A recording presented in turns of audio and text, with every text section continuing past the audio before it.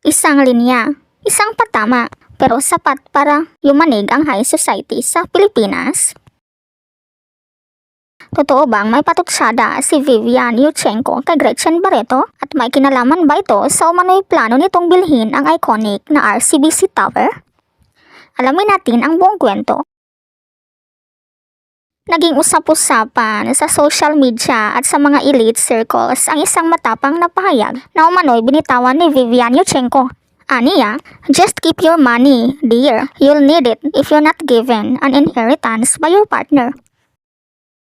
Walang binanggit, pero grabe ang impact. Marami ang napaisip. Kanino kaya ito patama? At dahil sa timing ng statement nito, mabilis na nag-connect ang netizens. Lalo na't kasabay nito ang kumakalat na balita tungkol kay Gretchen Barreto. Hindi na lang showbiz ang galaw ni Gretchen ngayon. Ayon sa report, target niyang bilhin ang isa sa pinaka-iconic na gusali sa Makati, ang RCBC Tower. At take note, hindi siya nag-iisa. Kasama niya ang dalawang bigating personalidad, ang negosyanteng si Atong Ang at ang kanyang longtime partner na si Tony Boy Cuangco. Kapag natuloy ang deal na ito, hindi na ito basta real estate transaction. Ito ay magiging simbolo ng pagpasok ni Gretchen sa mundo ng corporate power at elite business circle. Kung iisipin, malayo na ang narating ni Gretchen Barreto mula sa pagiging glamorous actress. Ngayon ay isa na siyang seryosong negosyante. Ayon sa sources, lumago ang kanyang ventures na electronic services. Lalo itong sumikat noong panahon ng administrasyon ni Rodrigo Duterte. At ngayon, umabot na raw sa bilyon-bilyong piso ang operasyon. Kasama pa dito ang expansion sa digital platforms na electronic horse racing at luxury gaming ventures sa Parañaque. Kaya hindi na nakapagtataka kung bakit kailangan niya ng isang prestihiyosong headquarters at swak na swak ang RCBC Tower.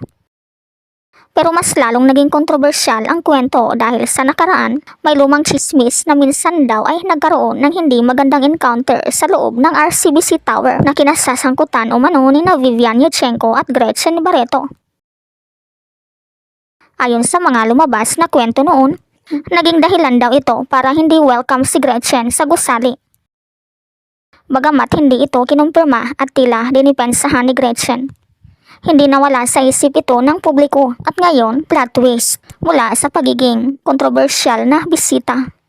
Siya na ngayon ang posibleng may-ari ng buong gusali. Dito na papasok ang tanong ng lahat.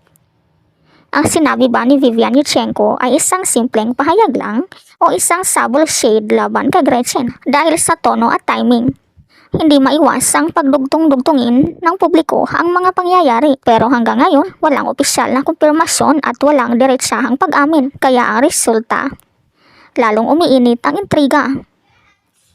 Sa likod ng lahat ng ito ay mas malaki ang istorya. Ito ay tungkol sa kapangyarihan, sa rebranding at matinding ambisyon.